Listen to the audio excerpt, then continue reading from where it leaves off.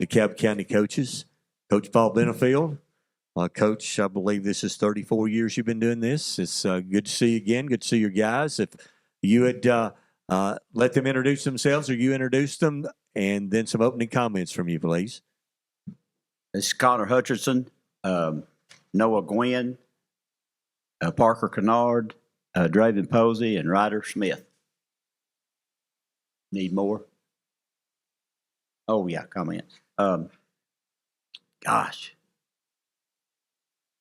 You're just happy to be here, right?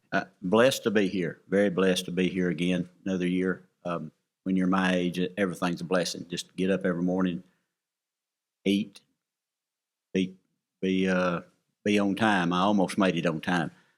I don't know. Same thing every year, I guess. You know, we're just trying to work to get better, and had a lot of seniors last year, so there'll be some growing pains, I'm sure, early and possibly late. I don't know.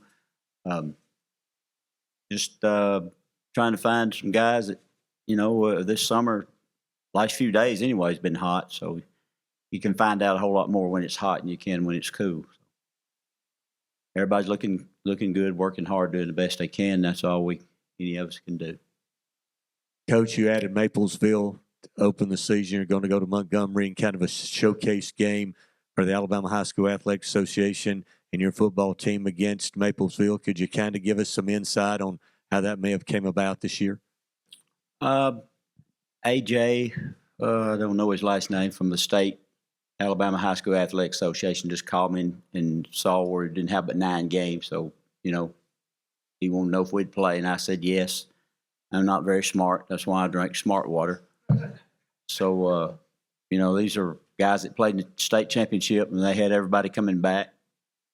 But that's just the way it is. That's the way it is. Well, Coach, this year you talked about, you know, lost a lot of seniors, a lot of playmakers, a lot of big name guys.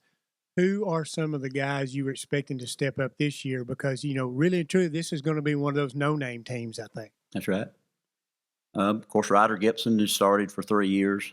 Noah had started a year and tore his knee up last spring, so he missed all of last year. But we're expecting him to come back and do big things. And some of these guys have never started, but a couple of them's going to have to. And Weston Evans is a junior, and Jay Carter Lyles both started, and we expect them to, you know, just try to get better every week.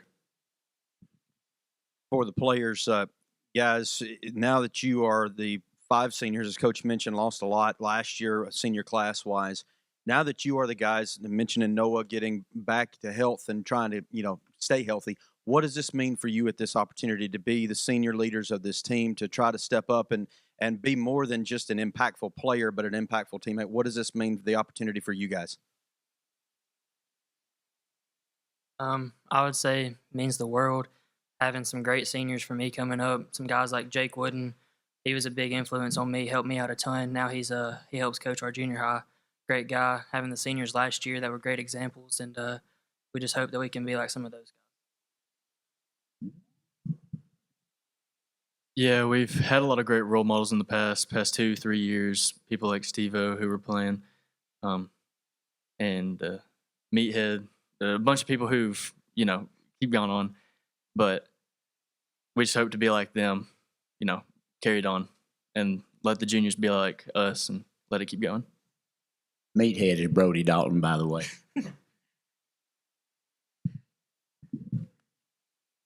It just means a lot. Hope to bring the team together and play as a whole team, get everybody on the same page and communicate out there on the field and off the field. Just have a great season overall. Yeah, it means a lot, and we just want to be like Tucker Wilkes. He was a good lineman, and it means everything to us. I think we just need to push the younger guys to step up and get better, and that's what we've been doing all summer. So I'm going to ask the players this question, then Coach, if you'd like to come in after them. You guys obviously are leaders of this team. I've worked out all summer with these guys on the team. Could you talk about maybe one or two guys that have really jumped out and somebody that's going to really step out this year and help this football team get wins? Obviously, Ryder Gibson. He's a dude. He's one of those guys that's going to go in, do the work, get it done, no matter how hard it is. He's going to not complain, nothing like that. He goes in, works hard. Got some guys pushing him too. Guys like Maddox Dawes. He's played a good bit last year, but he's really going to step up this year, I think, and help us out a lot. We got some people moving up into 10th grade this year too, that are playing, like Hayden Parker, who's been subbing in at linebacker. And then we got Sawyer Watkins, who was subbing in last year. He's a junior now, playing linebacker, starting. So we got some more coming up. I feel like Jay Carter Laws is going to do a great job. He's changed positions this year from where he was last year, and I feel like it's going to be a good move, and he's going to do good at that spot. I feel like Weston Evans, he's going to do good. He was at tight end, but now he's at tackle. Oh, yeah, I think he's going to do it. Ian Slayton, he's a sophomore this year. He's a big D lineman. He's going to be someone to watch out for. Okay, Coach, you want to comment on that? I didn't want them to tell off for good players. I'm afraid somebody will recruit them if they do. I just wanted them to just not talk a whole lot about, anybody that's any good. Nowadays, you can't talk about much because NIL might get them. But I agree with all these guys. Some of those young guys going to have, whether they're ready to go or not, they better get ready. So it's here. Nobody feels sorry for Fyffe. Don't matter if they had 20 ninth graders starting. No, that's definitely true. Well, Coach, I want to ask you about this. Players that's played in the past, Ike Rowe, and you also talking about Brody Dalton, Logan Anderson, Tucker Wilkes, all those guys. Do these guys, are they motivated by these guys that's going on to the next level? Do you think they take inspiration in that and it makes them dig a little bit deeper because that's what hard work ends up being? That's what they have turned out to be, is their hard work. Well, I think so. I think they do. And, we're in a nice air conditioner room and we talk about a lot of our good players, but that's not how they get to be good players, is in the air conditioner. So what do you do when you get hot and tired and what kind of discipline do you have then to do what you're supposed to do? And like some of those guys did. And so it's good to sit around and talk about the past and who all was good and who wasn't. And when you're not out there on the field, but when you're out in the battle, there ain't gonna be no mama or grandmother to come to mean boys picking on you and hitting on you out there. They ain't gonna be there. Got a question for Ryder. Just you were thrown into an incredibly high pressure spot, filling in for Logan last year when he got hurt. What did you learn about yourself last year having to step into that big spot? I didn't play any running back last year for Logan, but I mean, I did have to step in there at DB. It was a lot of pressure, but just hitting them, just playing the game is really what I did. I just didn't try to, have my mind on too much, being too worried about it. But yeah.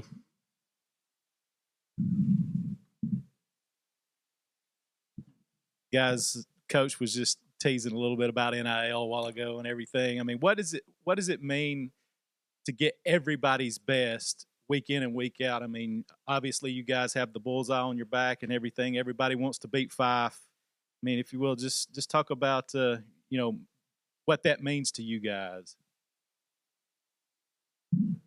I mean, we always like to be challenged. You can only get better if you're challenged. If you're playing against people who don't care every week, then you're going to get complacent. So, you have to love the challenge when you play for a team like this and a coach like this.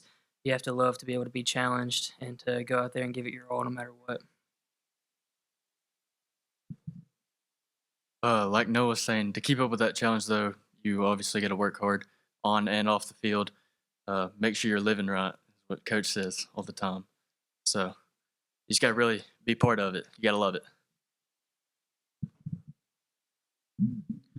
I believe that you have to play better competition to get better. So us playing hard competition throughout every week and it just getting intensely harder, I feel like it helps us get better as the season goes on. Yeah, hard competition, it gets us better and everything. And sleeping right and doing everything right makes us better. And hard competition.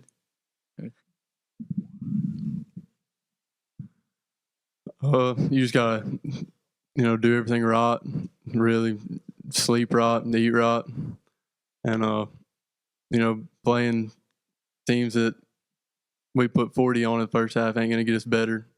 So I think, going to Maplesville first game, that's gonna be tough, but we'll learn a lot, about ourselves and the team after that. Coach, throughout your career, you've been able to, for a long time, keep consistency in your staff, that is, and coach with a lot of the same fellows who know the system that you want to implement, both sides of the ball. You've had just a little turnover this year with Coach Edge stepping away due to health reasons and retiring from that. And I know you've had a little shakeup there, not a lot, but could you talk about your staff a little bit and what we can expect from the 25 staff of the Red Devils? Well, Jace Jones is still helping us, and Seth Benefield and Eli Benefield's helping, and Will Hamby is going to be helping us this year. Those are all good guys and knowledgeable guys and godly people, and that's the number one thing that we'd like to have around is more godly people to keep the head coach straight. No, I'm just kidding. I need an influence just like everybody else, and those guys are really good people. I was going to wrap it up. I'd like to ask you maybe team goals, obviously, at Fyffe. I know it's lofty, but maybe individual goals, team goals, and individual goals. And then I'll come back to Coach in a minute. As far as team goals, worried about getting 10% better every day, focusing on every week by week, no matter the competition. You got to play your best and be the best that you can and work hard to get to that point to where you can. And as far as individual goals, I'd say I want to be a better leader to these younger guys, give them an example to follow, not just on the field, but off the field in a Christ-like way. Try to help these guys to be the best that they can be as well. Everybody's goal is obviously to win state, get the blue map, but first you got to win other games, region games, non-region games, even the games that you think you're going to win. You still got to work hard as a team. But personal goals, I think, like Noah said, I need to be a better leader. I've failed with that in the past, and just need to keep pushing myself harder.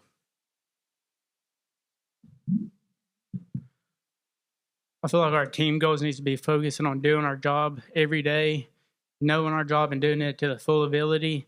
And personal goal is to show my glory to God while I'm out there on the field and just do everything I can with him watching over me.